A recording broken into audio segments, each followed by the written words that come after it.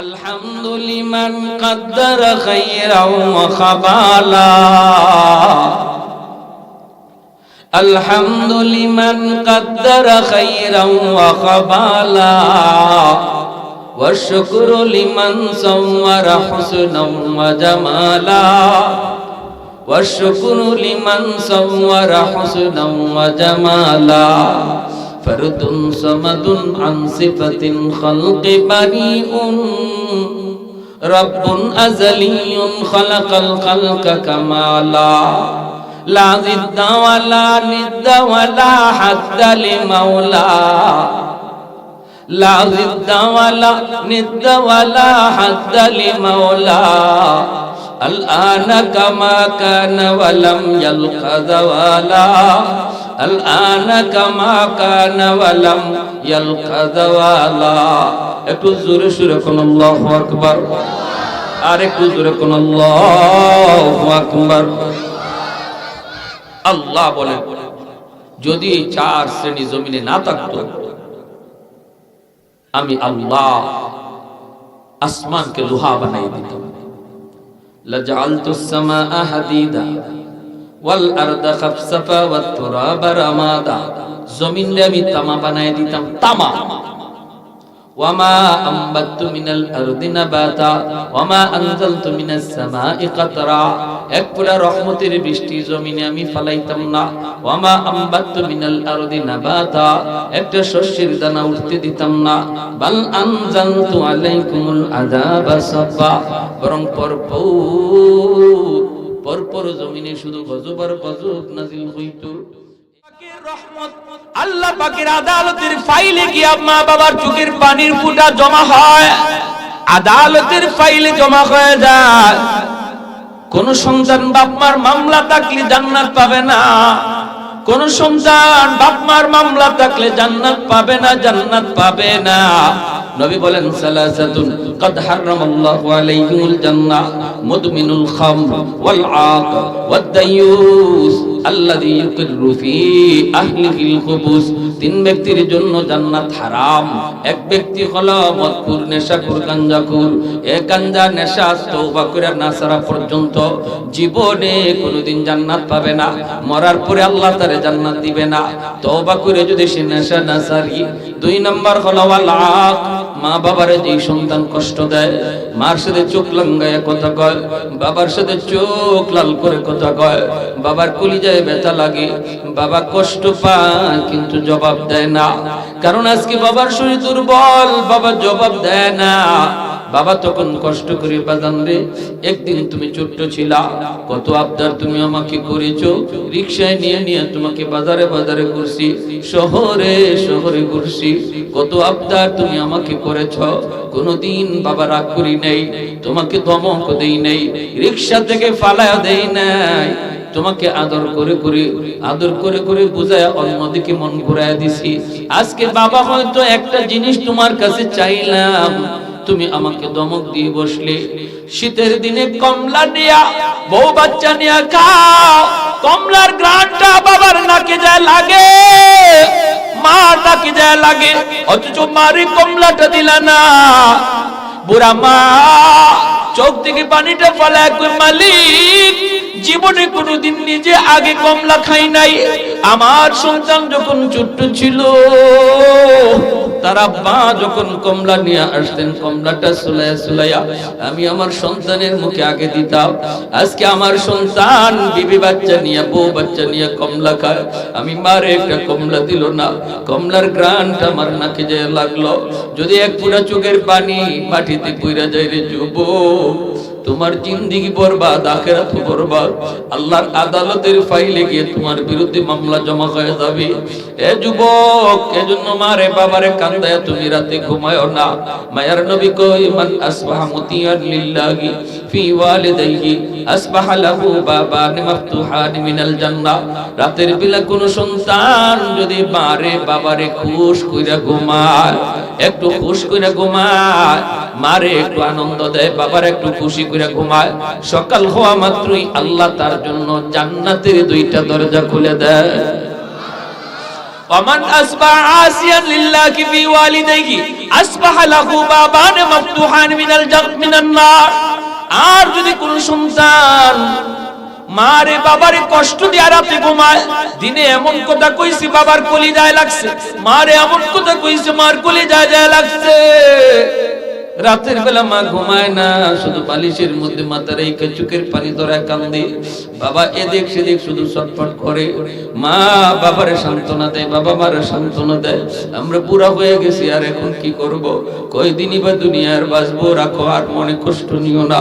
আল্লাহর নবী কইরে যুবক, মারে বাবার ঘুম হারাম কইরা, বাপ মার কলিজায় আঘাত দিয়া তাদের ঘুম হারাম কইরা তুই ঘুমাইছিস, সকাল হওয়া মাত্রই তোর জন্য জাহান্নামের দুইটা দরজা খুলে দেওয়া হয়। নাউজুবিল্লাহ। এজন্য রে যুবক, মনে রাখো বাপ মা কোনোদিন তোমার ক্ষতি চায় না, খারাপ চায় না। যদি কয় ওর সাথে চইলো না, এর সাথে যাও না, কারণ তোমার বাবা জানে, তোমার মা জানে, ওর সাথে চললে তুমিও খারাপ হয়ে যাইবা। তুমি হয়তো এখন বুঝতেছো না, এক সময় বুঝবা। বাইরে বন্ধুরা জন্য বলতেছি না, যুবক যৌবনে যদি তুমি এইভাবে মানুষ চিন্না সময় পার করো, খারাপ লোকের সঙ্গ ত্যাগ করে ভালো ছেলেদের সাথে সময় দাও, আর আজান হলে মসজিদে যাও, মাসে মাসে তুমি 3 দিনের জন্য তাবলীগের সময় দাও, তাহলে আল্লাহ পাক রব্বুল আলামিন তোমার উপরে তো খুশি হয়, তোমার কম আমলে আল্লাহ খুশি হইয়া ওলির খাতায় নাম উঠায় দেয়। জমিন প্রতিদিন আল্লাহর কাছে আবদার করে, আল্লাহ আর কতকাল গুনাহ দেখব, অনুমতি দাও। আলা কুল্লা ইয়াউমিন ওয়াল আরদু ইস্তাজিলু রাব্বাহু ইবনা আবদালি ইবনা আদম ফি কারি। প্রতিদিন আবদার করে, মালিক অনুমতি দাও, আমি জালিম গুলিরে গিলে ফেলি। প্রচন্ড ভূমিকম্প হতে চায় জমিনে, জমিনে তুরস্কে ঘটছে, সিরিয়াতে ঘটছে, লক্ষ মানুষের উপরে এখনো মাটির নিচে চাপা। প্রতিদিন জমিনে এইভাবে আল্লাহর কাছে আবদার করে। আল্লাহর নবী, মায়ার নবী বলেন হাদিসে কুদসি, প্রতিদিন জমিন আল্লাহর কাছে আবদার করে, মালিক অনুমতি দাও, আর কতকাল ধৈর্য ধরব, আর কতকাল দেখব, একটু অনুমতি দাও, ওই জালিমগুলিরে আমি গিলে ফেলি, আমি মাটির নিচে নিয়ে নেই। আল্লাহ কয় কেন? কইলি আন্নাহুম ইয়ারযুকু বিরিজকিকা ওয়া ইয়াসিকা ওয়া ইয়াতাকাল্লামু বিলিসানিকা ওয়া ইয়াসিকা। আল্লাহ এরা তোমার দেওয়া জবান দিয়ে তোমার নাফরমানি করে, আল্লাহ এরা তোমার দেওয়া হাত দিয়ে তোমার নাফরমানি করে, আল্লাহ এরা তোমার দেওয়া পা দিয়ে তোমার নাফরমানি করে। আসবিরু ইলা মাতা আসবিরু, আমি জমিন আর কত গুনাহ দেখব, আমি জমিন আর কত অন্যায় দেখব। আল্লাহ পাক রব্বুল আলামিন তখন কইরি, জমিন থাম থাম, আমার আর আমার বান্দার ভিতরে তোমরা কেউ নাক গলাবা না। আমি আল্লাহ দেখতেছি জমিনের মধ্যে কেমন অন্যায় হয়, আমি আল্লাহ দেখতেছি এই জমিনে কেমন জুলুম হয়, আমি আল্লাহ দেখতেছি আমার নবীর নায়েবে রাসূলদের সাথে কেমন আচরণ এই জমিনে হয়। এরপর আমি ধরি না কেন জানুনি? কারণ এই জমিনের মধ্যে এখনো 4টা শ্রেণী আছে, এখনো 4টা শ্রেণী আছে। এই মানুষকে আমি আল্লাহ বড় আদর করে বানাইছি। আসমান আল্লাহ বানাইলেন কুন ফায়াকুন বইলা, জমিন আল্লাহ বানাইছেন কুন ফায়াকুন বইলা, ফেরেশতা আল্লাহ বানাইছেন কুন ফায়াকুন বইলা, কিন্তু আমার আপনার আল্লাহ পাক কুন ফায়াকুন বইলা বানায় নাই।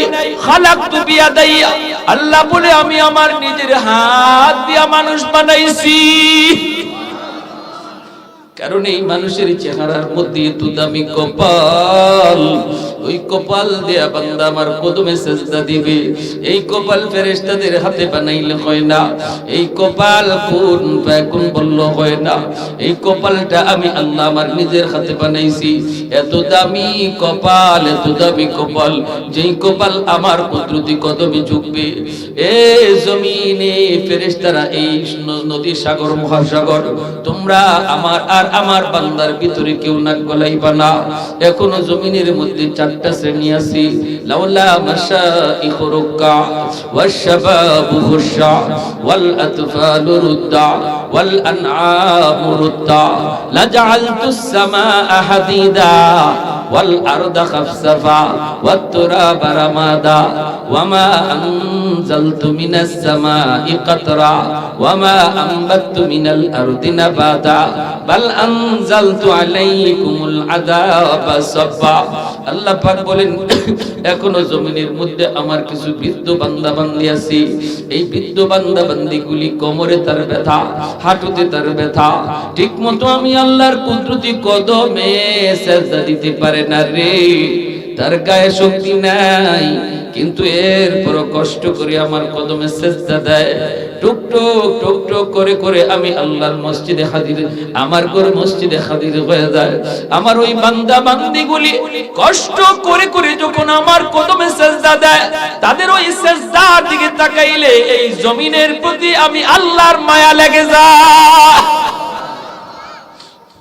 দুই নম্বর আল্লাহ বলেন ওয়াশবাবু খুশা, এই জমিনের ভিতরে এখনো এমন কিছু যুবক, এমনও কিছু যুবক রয়েছে যৌবনের পাগলামি করে না, যৌবনে বাপ্পার সাথে বেয়াদবি করে না, যৌবনে খারাপ বন্ধুদের সাথে চলে না, যৌবনে তার মসজিদে পাওয়া যায়, যৌবনে তার উলামায়ে কেরামের পাশে পাওয়া যায়, যৌবনে তার মাথায় টুপি পাওয়া যায়, যৌবনে তার মুখে দাড়ি দেখা যায়। ওই যুবকের যৌবনের চাহিদা হলো গুনার দিকে যাওয়া, কিন্তু ওই জমিনের ভিতরে এমনও কিছু যুবক আল্লাহ বলেন যৌবনে সে পাগলামি করে না, বরং আমি আল্লাহর ভয় অন্তরে নিয়ে চলি, আমি আল্লাহর ভয় অন্তরে নিয়ে চলে। সুযোগ ছিল তার গুনাহ করার, এরপরও করে না, আমি আল্লাহর ভয়ে। রাতের অন্ধকারে কেউ তারে দেখে না, আমি আল্লাহর ভয় অন্তরে আছে, আল্লাহ দেখে। ওই যুবকের কলিজার দিকে যখন আমি আল্লাহ তাকাই, এই জমিনের প্রতি আমার মায়া লেগে যায়। আল্লাহ পাক বলে শুধু তাই নয়, জমিনে কিছু পশু পাখি আছে, পশু পাখিগুলির উপরে শরীয়তের কোনো বিধান নাই, শরীয়তের কোনো বিধিবিধান পশু পাখির উপরে নাই। যদি আসমানি জমিনি গজব জমিনে নেমে আসে, তাহলে পশু পাখিও এই গজবের শামিল হয়ে যায়, পশু পাখিও গজবের শামিল হয়ে যায়। অথচ ওই হাঁস মুরগিটার কোনো অপরাধ নাই, গজব আইছে তো মানুষের গুনার কারণে। হাঁস মুরগি গরু ছাগলের তো কোনো গুনাহ নাই।